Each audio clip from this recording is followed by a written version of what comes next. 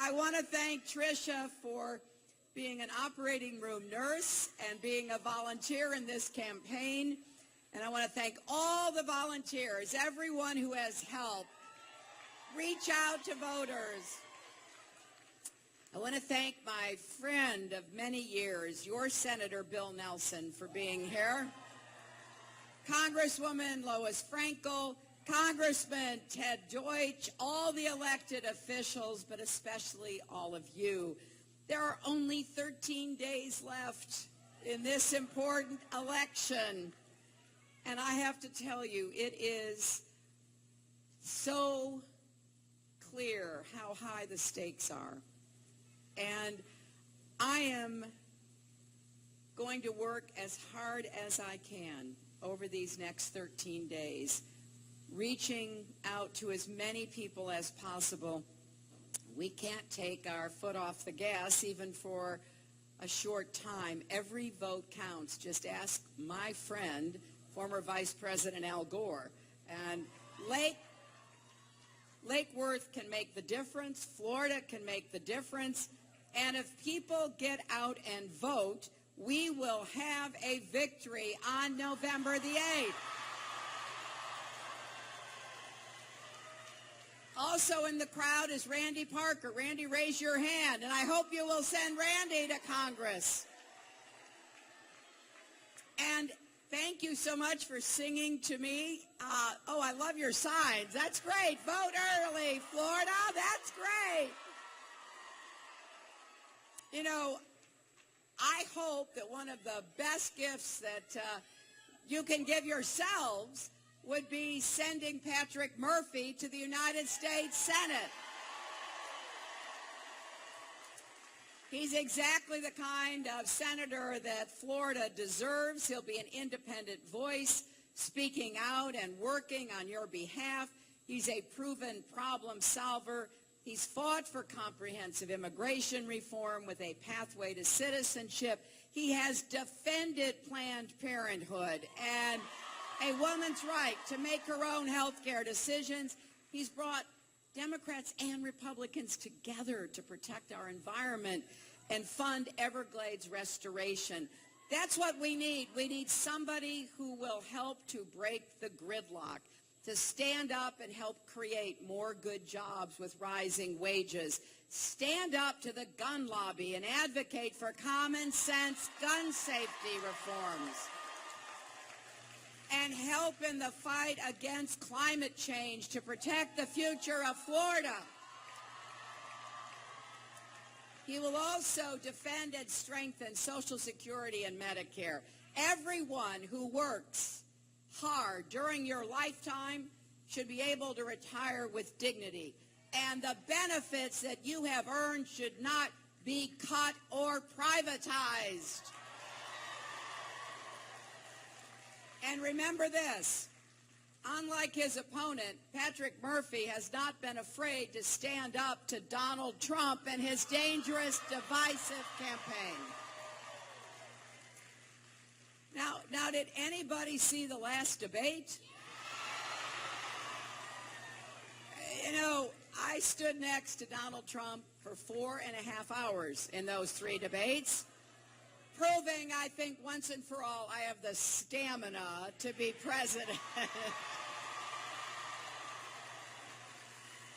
And no matter what he did, no matter what he said, no matter how he stalked me and lurked over me, I just kept thinking about what Michelle Obama said. When he goes low, we go high. And boy, has he gone low, right? But among the many things that he has said, which are deeply troubling and disturbing, he said something truly horrifying in that last debate. He said that he would not necessarily respect the results of the election. He actually refused to say that he would when asked directly. Now, you got to understand, as I was standing there, nobody, Republican, Democrat, nobody who's ever run for president has ever said that before. And so I guess we shouldn't be too surprised. This is a guy who said the Emmys were rigged against him when his TV show didn't win. But this is serious, and it's the reason I've been bringing it up at all my stops here in Florida, partly because I was horrified by it, but also because, think about this. When you are sworn in as president, you take an oath. You take an oath to preserve, protect, and defend the Constitution.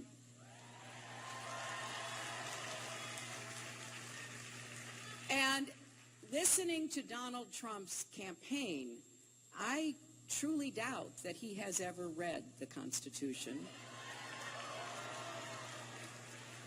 Or if he did, back in school, he certainly doesn't remember it, and he doesn't understand. It is the most important founding document for the longest-lasting, greatest democracy in the history of the world. In America, we don't say we're going to keep you in suspense about whether we'll respect the outcome of an election. We have free and fair elections and a peaceful transfer of power. That is one of the things that makes America who we are. And we fool around with that, and we criticize that at our peril. You know, as your Secretary of State, I went to 112 countries, and a lot of those countries are ones that are not democracies, or they're only pretend democracies.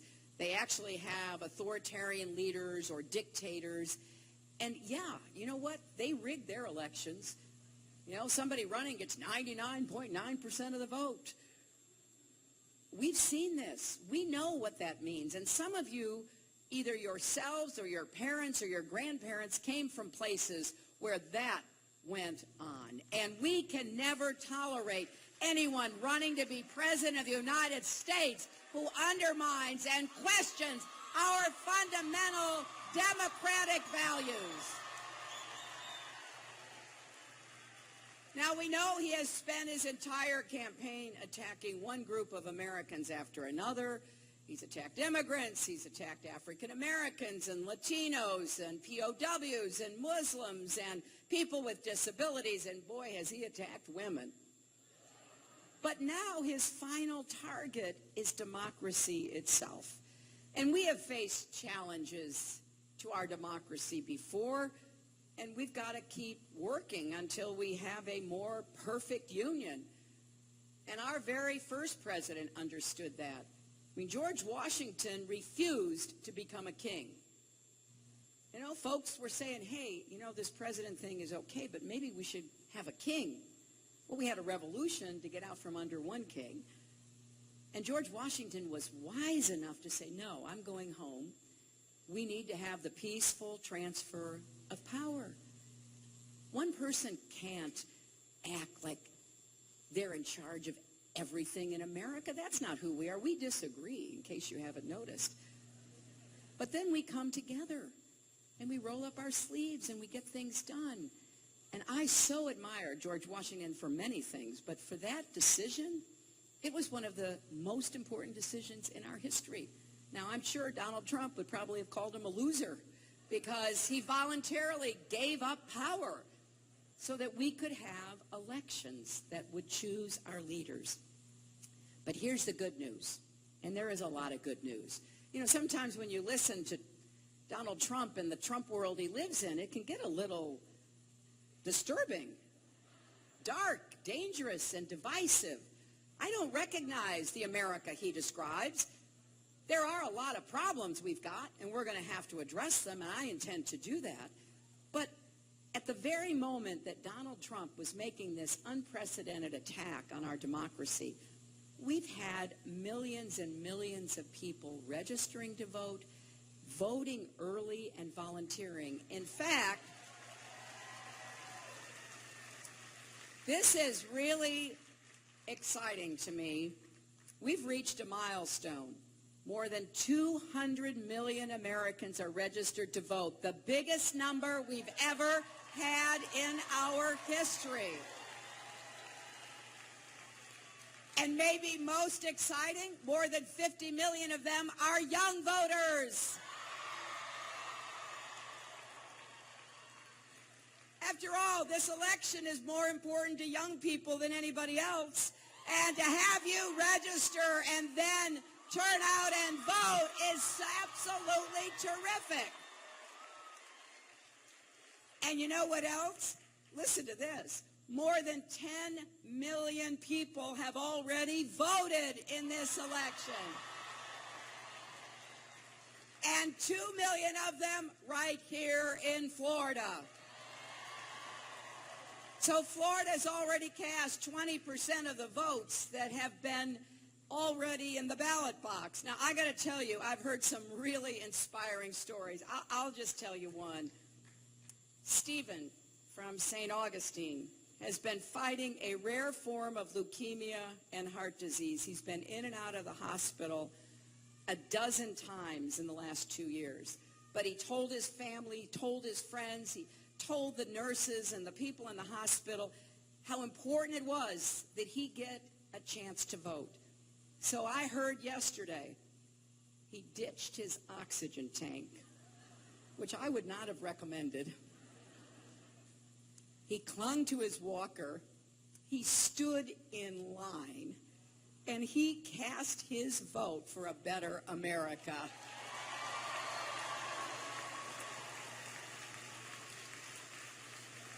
Don't let anybody tell you they don't have time to vote in this election with somebody like Stephen making that enormous effort.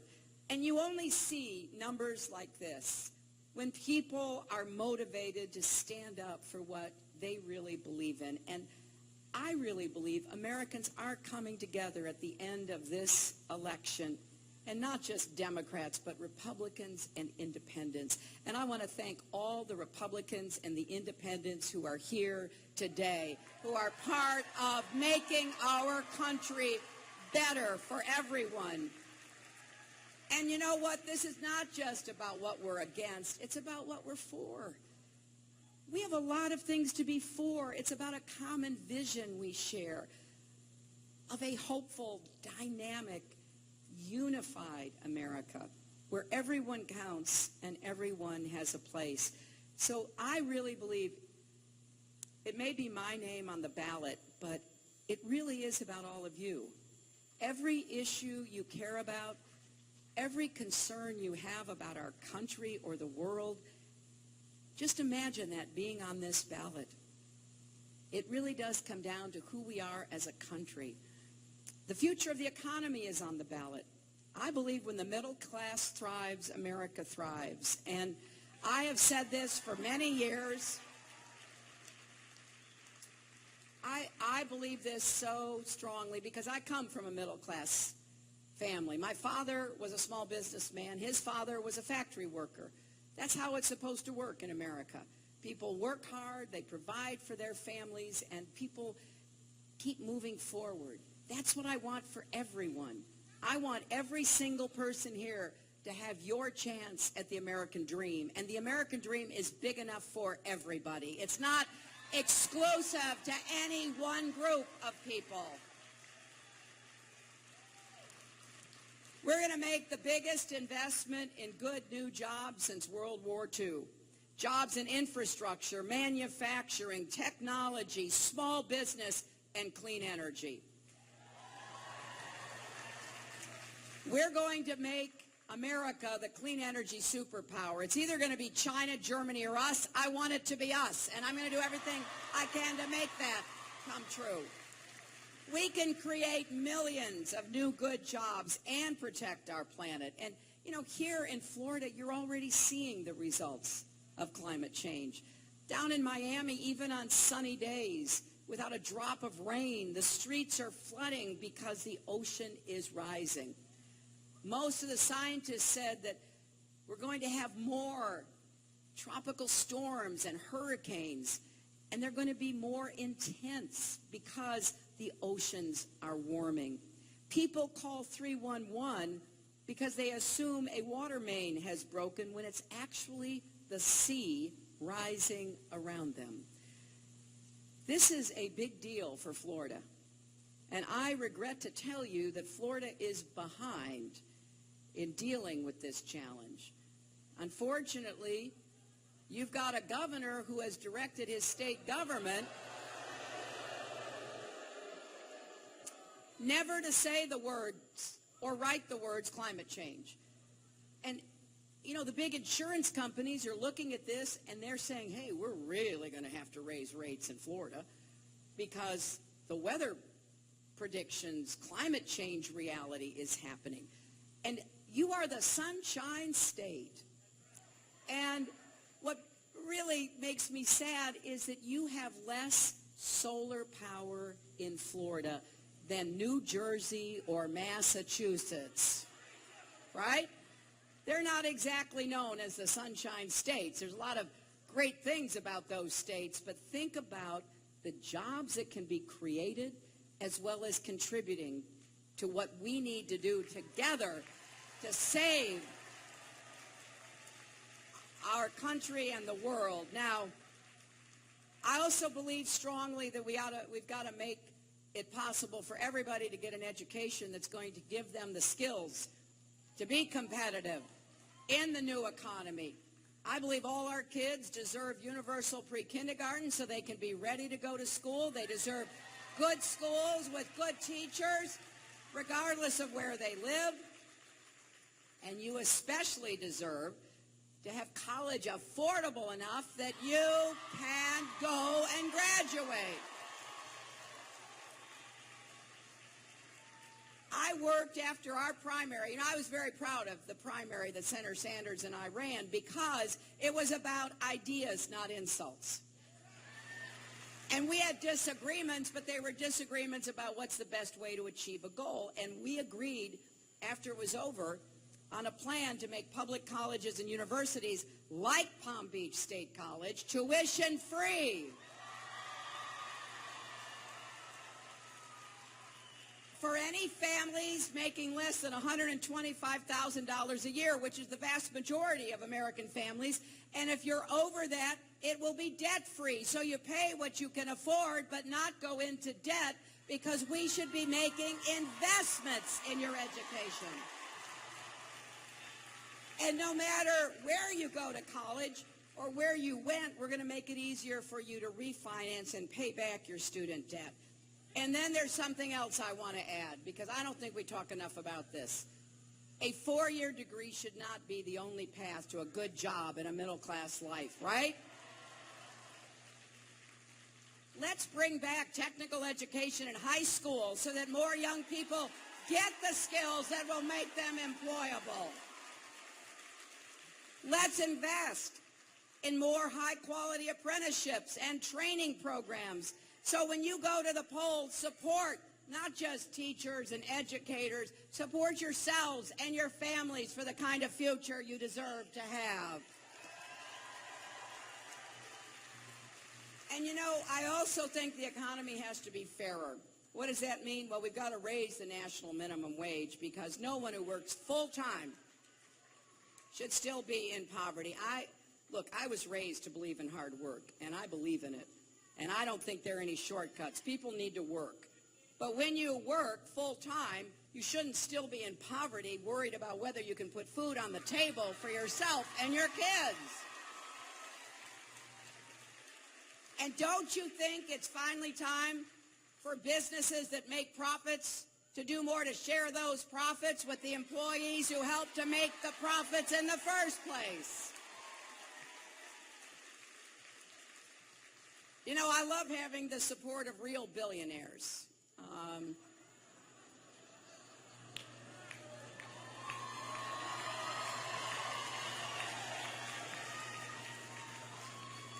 And they've been speaking out because, you know, Donald gives a bad name to billionaires.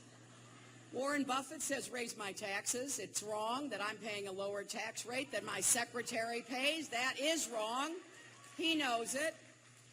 Mark Cuban says every time he sold a company, he has shared the profits with his employees, making 300 millionaires from security guards all the way up to executives. Mike Bloomberg says he knows a con artist when he sees one. So we can do better. We're going to raise taxes on the wealthy because they've gotten most of the gains from the economy. And I don't think it's right that Donald Trump, a guy who claims he's worth $10 billion, should have paid zero in federal income taxes for 20 years. He paid less taxes than probably everybody else here, everyone here, right? And at some point, you got to ask yourself, what is so smart, as he claimed to be, about losing $1 billion in a year? I don't think that's very smart. And what really is kind of weird about it is he lost $1 billion running casinos. Who loses any money running casinos has been, the question I have. So we're going to get the tax system working for everybody. And don't you think it is finally time to say absolutely no tax increases on the middle class, because you haven't had the benefits that you should have had with rising wages. And so I'm adopting the same policy that President Obama had, really the policy my husband started with. No one who makes $250,000 or less, you will not see your federal taxes raised, period.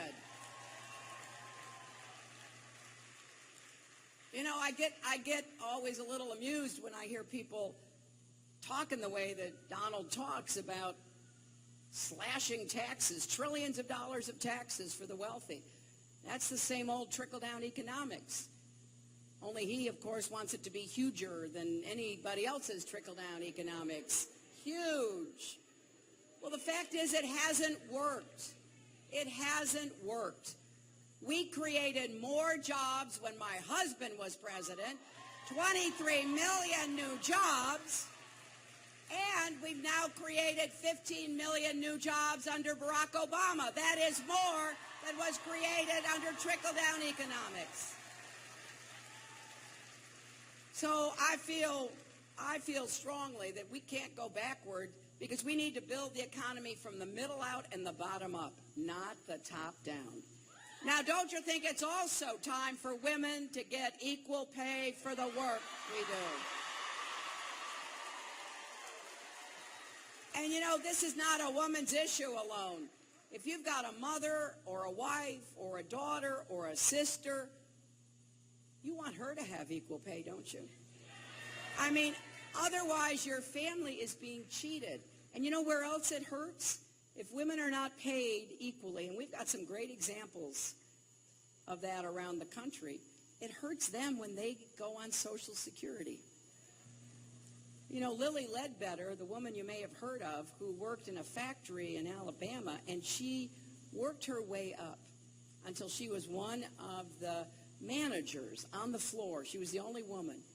She worked really hard, and then it was years later, she was like in a break room or somewhere, and she overheard a conversation about what some of her co-managers were going to be spending money on, and she was thinking, how can they afford that? And so she went and talked to them, and they told her how much money they made, and she was paid 40% less. So what did that mean to her? Well, it meant her husband, who also worked really hard, it meant that they were kind of cheated. And then her husband died. She's a widow. And now her Social Security is 40% less because she didn't put in enough to get the higher payments. So don't let anybody tell you this is a woman's issue. And when Donald Trump attacks me, says I'm playing the woman's card, you know what? If standing up for equal pay is playing the woman's card, then deal me in.